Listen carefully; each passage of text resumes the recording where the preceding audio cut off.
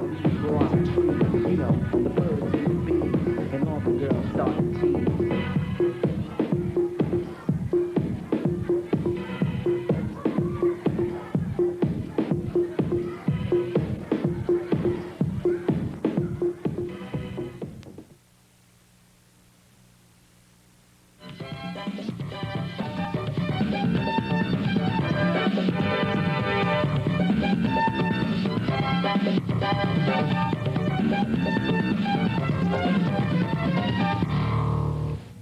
Hi, I'm Bronwyn Lowe, and welcome to Studio Q, Queen's only weekly TV show. And I'm Bruce Sellery. On this week's show, the new Journal House, The Nightmare on Earl Street. Also this week, student sprinklers exposed, and 4 teams fight it out in the AMS elections. Excuse me, Bruce?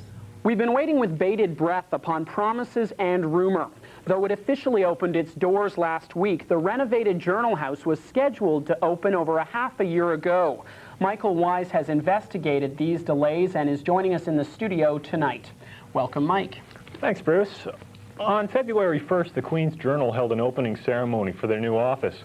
For the Journal, the move to 272 Earl Street meant the start of physical autonomy from the AMS. For the AMS, the move means the end of a drawn-out, ambitious project that sought to put a big dent in their pocketbook. For while the Journal House went from being an idea to a reality in little over a year, it had quite a rocky trip along the way. Come on, get a hand on it. All right, I'll push One hand. Ready?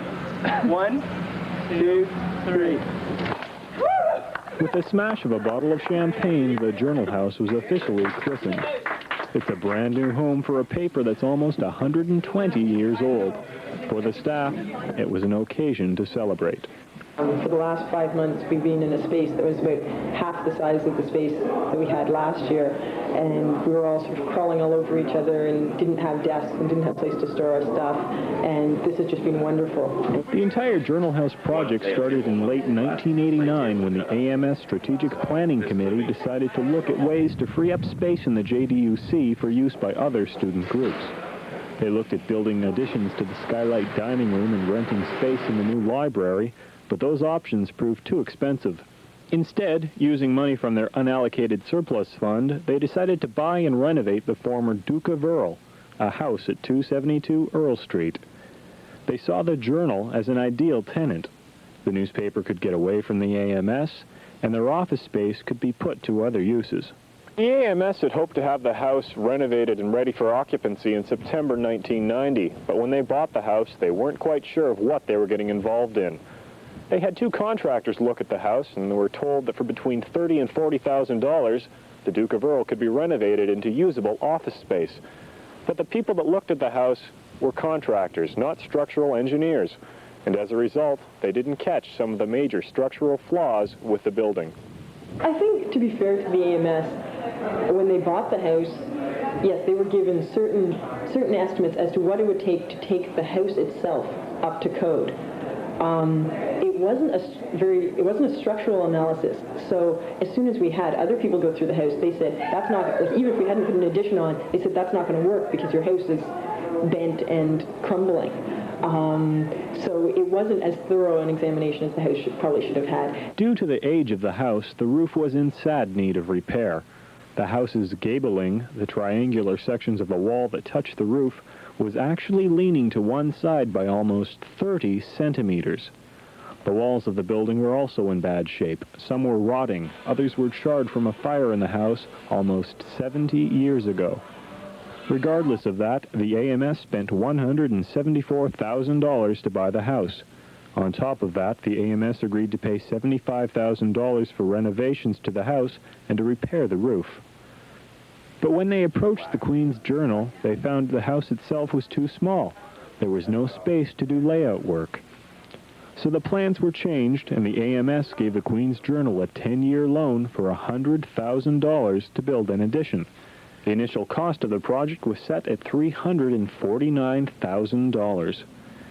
The AMS had hoped to start work on the project on May 1st so that it would open in September. All they needed was a building permit. But getting that permit proved harder than they thought. The start date of the project kept getting delayed, first because of the misreading of the site plan, and then later when the project got tangled up with red tape at Kingston City Hall. A lot of people were quick to blame City Hall for the holdups, but one of the biggest delays was caused by the AMS itself. The city refused to issue a building permit for the addition because they thought its design would cause water to travel over the sidewalk when it rained. They wanted a catch basin installed at a cost of $12,000, but the AMS didn't want to pay for it. Instead, they ordered their architect to find an alternative and changed the design of the addition to eliminate the problem. It took the architects almost 5 weeks to eventually realize there was nothing they could do. Jeff Keim was the project manager for the house and worked closely with the architects and the AMS. Studio Q reached him by phone at his home near London, Ontario. He says the AMS should have just put in the catch basin and not tried fighting it. What that ended up doing was slowing the project down, running up the architect's costs. In the end, the AMS had to pay for the basin as well as the increased architectural bills. Keim says the delay caused a domino effect that pushed back the entire construction timeline. Once the catch basin problem had been resolved, it came time to choose a contractor. Armed with $175,000 to renovate the house, the AMS sent out tenders to 4 companies. Only one offered a bid. It came in at almost $205,000. That was more than the AMS could afford. Instead, they bartered the contractor down to $169,000. What they got in return was a journal house with no frills. The painting, drywalling, and landscaping would have to be done at a later date at an additional charge. On August 13th, work finally began on the house. But even before the project started, it was clear that there wasn't enough money to finish the job. In planning the initial costs, the AMS didn't take other things into account, like the catch basin, the darkroom, or a contingency fund to handle emergencies. Well, I guess hindsight's always 20/20. Brent Patry acknowledged that some mistakes were made. I think we budgeted way back in December or February for the right end cost. We just didn't plan it out as well as we could have. Yeah. But most importantly, the AMS simply forgot to include the cost of the architect in the original estimate. Those costs were thought to be around $6,000 to $8,000 originally, but due to the extra work involved in redesigning the addition, those costs soared to over $21,000.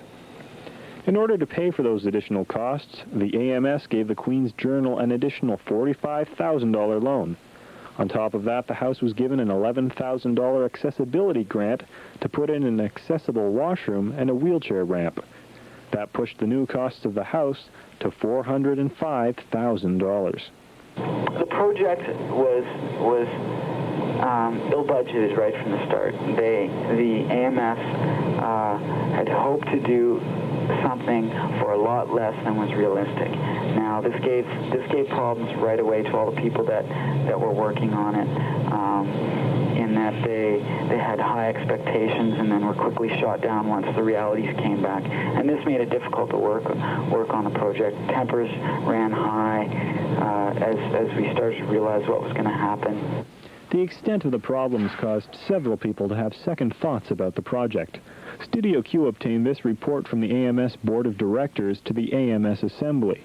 It reads, "These additional costs truly pain me. If the true costs of this project were known at the outset, it is possible that we may have chosen a different path." Many shared that feeling. I don't think a few of the people would have been as gung-ho to do the whole project over again. As building continued and the projected finishing date kept getting pushed back, signs like this became commonplace in the Journal as the staff eagerly awaited their new home. The paper had a large portion of its office space taken away in September because, unlike their new house, the expansion of the AMS copying center was on schedule. And because of the delays over the summer, the house's roof was being rebuilt during Kingston's rainy season. A sudden rainstorm hit on October the 18th, causing yet another delay in the project. When the actual storm hit, it was so windy and raining so hard and it came up so quick that there was no time to get tarps up there. It would have been extremely dangerous on a wet plywood roof to try and walk around and nail tarps down. Not to mention you probably would have been blown off.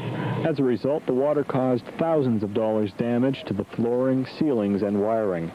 In addition, the drywall on the first and second floors of the existing house was ruined.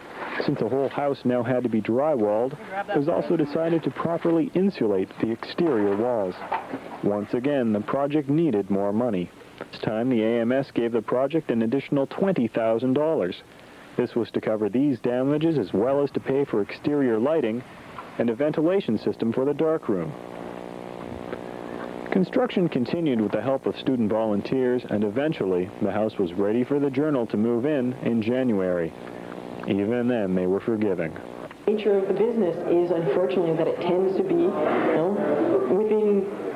it tends to run over budget and it tends to run late. It's very hard. There are so many different things that can go wrong. It's hard to get an on-time, under-budget, good project. Eventually, with all the bills in, the total cost of the Journal House was around $425,000, a lot less than the $500,000 rumor going around campus, but still almost $76,000 over the original estimate. And that figure doesn't include the additional administrative costs to the AMS or the salary paid to Jeff Keim, the project manager. And that $425,000 turns out to be about $100 a square foot, making it the cheapest option the AMS could have pursued. And eventually the Journal won't be the only occupant in the house. As part of the terms of one of the loans, the AMS has control of the basement of the addition of the house, which it plans to renovate and turn into office space for another student club sometime in the future. Bruce? Thanks a lot, Mike. Now, Mike, there's been a lot of talk about a conflict of interest charge between the business manager of the AMS, Joanne Bechtold, and her husband, the realtor, who sold the house. Can you tell me a bit about what the story is there? Okay, Bruce, I did some checking into that, and yes, Dave Bechtold had a co-listing on the house. Now, I talked to a few of the people of the AMS this year, and although they had a few ethical questions about the transaction itself, they said there was no conflict of interest between Joanne Bechtold and the AMS.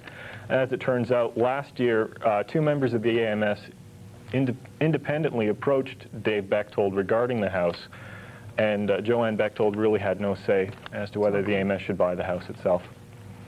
Okay. Thanks, Mike. That was really interesting. It's February again, that time of year when Queens becomes a hotbed of political activity.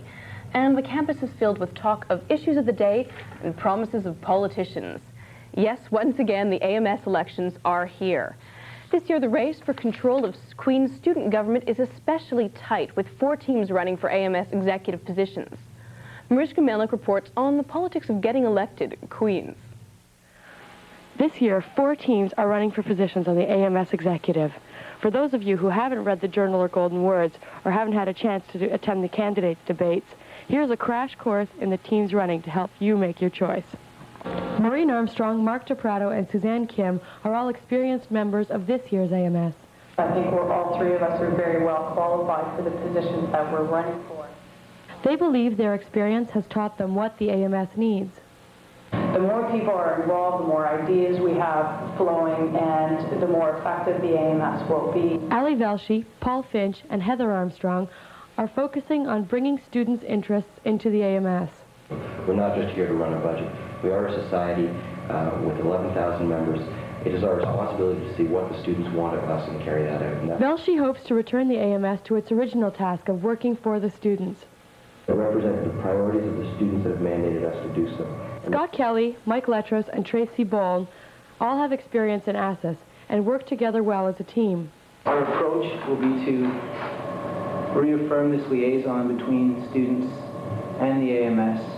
They are promoting a careful but progressive plan of action. There's a lot of things that we can do. We go back to basics approach, get things back to first principles, then we can start expanding again. The 4th team consists of renegades Brendan Quarry, Peter Whiteman, and Adrian Beeston. We're not really politicians. We don't look like politicians. We're students, and we're tired of being silent. This party advocates a radical populist approach for the AMS. People are so worried about offending other people that we're not... For once, the AMS election looks like it's going to be a close race. And with 4 teams running, it's not going to be dull. Think about who you're going to support on February 13th and 14th. And remember, vote early, vote often. Maurice Kamelnik, Studio Q.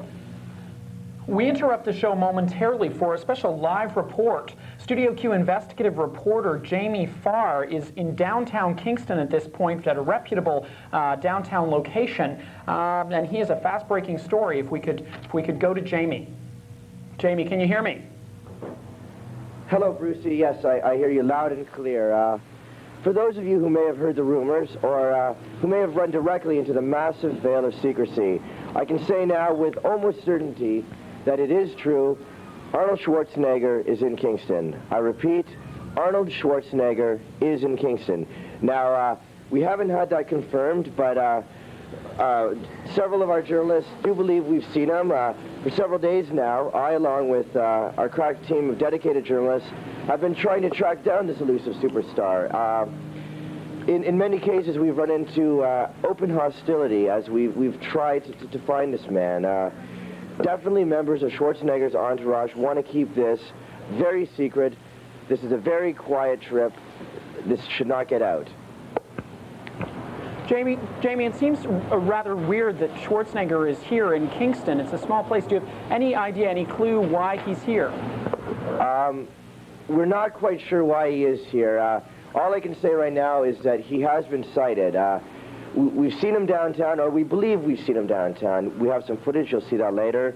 I can only speculate. Hang on. Apparently, okay, we have an update. My producer, Damien Kindler, has an update. Damien, why don't you come out here and tell us what have you found out? Okay, Jamie, the latest that we can speculate as far as why Arnold Schwarzenegger is in Kingston is that inside sources have said that he might be visiting local celebrity Dan Aykroyd. That is unconfirmed. Another speculation by those in the know is that maybe he is in fact scouting locations for Kindergarten Cop 2. Another possibility, this is an outside chance, is that it's a surprise speaking engagement at Grant Hall. Again, Jamie, these are all unconfirmed, and that's really all we know at the moment. We really don't know much more. Okay, thank you very much, Damien. Thank you. Keep us updated if there's any change on that. Bruce? Jamie, you seem to expect a large number of fans who would be welcoming Schwarzenegger to Kingston. Do you have any idea why people aren't there? Is he here? Okay, there's no one down here because I must reiterate that this matter has been kept very quiet. Nobody is to know about this. How do we know he's here? Well, actually, we're not quite sure. We haven't seen him actually come in or out of here, but there have been several indications that something fishy is going on here. As you may notice behind me, security has been increased. Security, I notice, is never this strong down here. How do we know he's here in general? I'm going to have to... I think we have some tape. We have some tape that we shot earlier today. I believe... Have you got it queued? Have you got it? Yeah, okay. Right now, we're going to roll that tape of what we believe to be Arnold Schwarzenegger, downtown Kingston, shot earlier today. Okay, roll the tape. Now, roll it.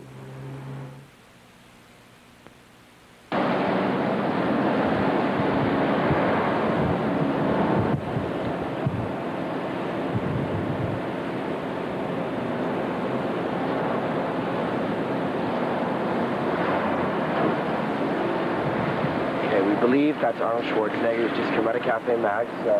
We don't want to get too far behind him. But we're gonna follow him. We're gonna try and keep out of sight. We don't want to spook him.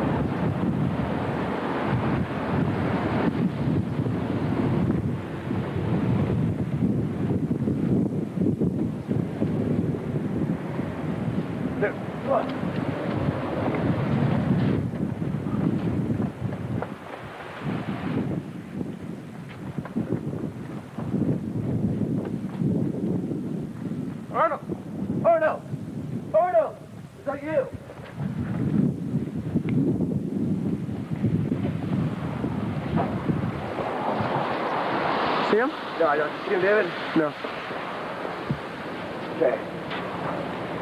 Oh no. How'd he go? Cut it. Okay, fine. There he is, man. Okay. All right. We picked up the trail. Going to this building here. We're going to try and see if we can get a word with him.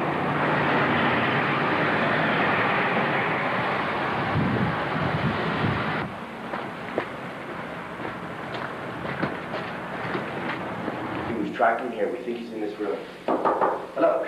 Hello. Hi, is Mr. Schwarzenegger here? No, I'm sorry, Mr. Schwarzenegger's not here. Are you sure? I thought I saw him in there. I'm sorry, you must be mistaken. He's Really? really not here. Really? Okay. Would you like to leave a message? No, it's okay. Thank you very much. We'll come back later, maybe. Fine. Okay, thank you very much. Well, Bruce, I mean, that footage says it all. I mean, that just sums it up. He's here. He's here somewhere. I know it. I can sense it in my bones. I've got to really give my hand to the camera guys taking that footage. That was excellent. We appear to be having some technical difficulties with our lights, but that doesn't matter. We have enough natural light here. It should suffice. Not much more to report at this point. I'd just like to say that I, along with my cameraman Dave Brady, Dave McKinnon, the producer, will stick it out here. We're going to stay here till something happens. I'm sure this will be soon, and we will keep you updated. Once again, Arnold Schwarzenegger in Kingston, probably here. We're not quite sure. It's not confirmed. This is Jamie Farr live in Kingston. Back to you, Bruce. Thank you, Jamie. Wow, this is really exciting. What I'm wondering is what Arnold Schwarzenegger is doing walking into my astonishing self, the lingerie store. Okay, now I think it's time for a rare treat. Bruce, you have a story for us this week, don't you? Thank you, Bronwyn. If you're sick of superiors, bored with the 9-to-5, and desperate to make more than minimum wage, you might jump at the opportunity to be your own boss. Run your own business, the ads say, make loads of money running a student franchise. Well, I checked into a relative newcomer called Student Sprinkler Services. Before you sign on the dotted line, talk with former managers, ask a lot of questions, and make sure you don't get hosed. The Summer Job Fair is an annual event that brings the employers to the students. This year, there were about 5 franchise operations looking for aggressive managers. College Pro Painters, the firm that gave birth to the idea, employed over 200 Queen's students last summer. Their format has been copied by other companies, including Student Sprinklers. Managers operate a franchise, paying a substantial royalty fee in exchange for extensive training and decreased risk. I spoke with a number of former managers who reflected on the promises of training, support, wealth, and success. You know, I don't want to slander the company, but it was a lie. It was just it was a blatant lie. Installation requires knowledge of plumbing and design, and managers say it's too complex to learn just by studying a manual and attending a one-day training session. We thought, okay, sure, we'll understand it all. But we just scratched the surface. You didn't know anything until you started putting it in. And then hands-on was the only way you were going to learn. If you're going to do something like that, you need a lot of training. It's the promise of windfall profits that hooks most starving students. He said from $12,000 to $15,000. He said he worked in marketing his first year and made $12,000 to $15,000. He said, I guarantee in London South that you'll make $7,000 for the summer, and that we've never had problems before. The recruiting booklet shows the average net profit to be over $10,000. This figure is different than the comparison chart advertisement, which shows a net income of $18,000. The massive gap between the two estimates went unexplained. Kevin Prescott, a recruiter from head office, didn't feel the figures were misleading and maintains that the high-end estimate of $18,000 is fair. I don't see anything wrong with that at all. That matches my stats exactly. But actual income differs greatly from the financial facts promised. I have about $2,000 loan at the bank. I've paid off $1,000 of it right now, and it was about another $500 I borrowed from my parents. So I guess minus $2,500. Student Sprinkler's recruiting manager here in Queens is Pete Talachek. He made $8,000, a figure still $2,000 below the supposed average. But Talachek had 2 years' experience installing sprinkler systems before he struck out on his own. He also had an equal partner to share the stress, the risk, and the workload. The obstacles faced by a solo manager with no experience can be immense. You end up short of your quota, he can take the royalty from that. So if your quota is $50,000 and you get $40,000, whatever the royalty is for that $10,000 that you were short, he can claim. And this is an agreement you signed? Yes. Though unrealistic about income, Student Sprinklers is upfront about the amount of work involved. 60-hour week. You're looking at working Saturdays. You're looking at putting a lot of time and effort into something. It's your own business. If you fail, it's not the product that's failing, it's you failing the product. For all the trials and tribulations, a difficult experience became a valuable lesson. Student Sprinklers doesn't push you along. You have to pull yourself along. I think they got in a little bit over their head. They didn't really realize what they're doing. Maybe they don't understand the concept of running your own business. I mean, it's not a cakewalk, and it's something mom or your daddy can't get you out of. The managers who failed recognize the mistakes they made, but they feel that a better company could have helped them through it. The emotion and bitterness are still evident. Frustrated at how much work we were doing and how little we were getting back. The company's growing. Granted, there has been some things done wrong in the past, but those are all being corrected slowly and slowly. Would you call him a liar? Just deceit. More than a liar. A lie to me is just something you tell someone. Like it's just this big, big scheme or a scam. He's working, he's got this set up and he's just milking the students for all they're worth. Running your own business is a great experience and could prove to be very profitable. But the war, the GST, and the recession will make 91 a very challenging summer. Make sure you ask everyone lots of questions before you get involved. Bronwyn? Bruce, did Jeff really lose $2,500? He actually came out minus $2,500. Oh, that's harsh for September. Whew. And now for my favorite part of the show, the upcoming events around town. Beginning of the week, we have the... Excuse me, Bronwyn, can I interrupt for just 1 second? Okay. We have another update from Jamie Farr. He's standing by downtown once again. I think there's some news there. Jamie, can you hear me? Do we have Jamie online? I want you to leave. Jamie? Arnold Schwarzenegger here. I know he's in... Bruce, the climate's starting to heat up here. Unfortunately, security is getting a little angry. They've asked us to leave. The climate's not good right now. I'm going to try. Can you please get out of here? All I want to know is Arnold Schwarzenegger here. Is Arnold Schwarzenegger here? No, we don't. We can't answer your questions, I'm sure. Listen, get out of here now. Get that camera off now. Get it off. Guys, get it off now. Hey, leave him alone. Leave him alone. What is the problem here? You understand? What causing you trouble? What is Get out of here now. Please, get out. What is the problem? What is the problem? Hey, you can't do that. You can't do that. You can't do that to us. We're Studio Q. Leave us alone. Leave us alone. Hey. We seem to have lost touch with Jamie. I hope he's okay and can contact us again immediately as soon as he can. Wow. Bruce, I just realized that Total Recall is playing this Thursday at the Student Film Theater. Coincidence? I think not. Maybe it's her first celebrity opening or something. Okay, that's our show for this week. Studio Q is broadcast each week courtesy of the Communications Commission here on CableNet 13. If you have any comments, questions, or simply feel like chatting about the fascinating world of telejournalism, please drop by our offices in room 21 of the JDUC or give us a call at 545-6699. Join us again next week and we will feature stories on reactions to the Gulf War, house hunting, and romantic places to spend Valentine's Day. And for this week, I'm Bronwyn Lowe and I'm actually going to head down and see if I can find Jamie. Arnold Schwarzenegger's been a big role model in my life. You just want to go to My Astonishing Self. I'm Bruce Sellery, and that's our show for this week. See you again. Bye-bye. Good night.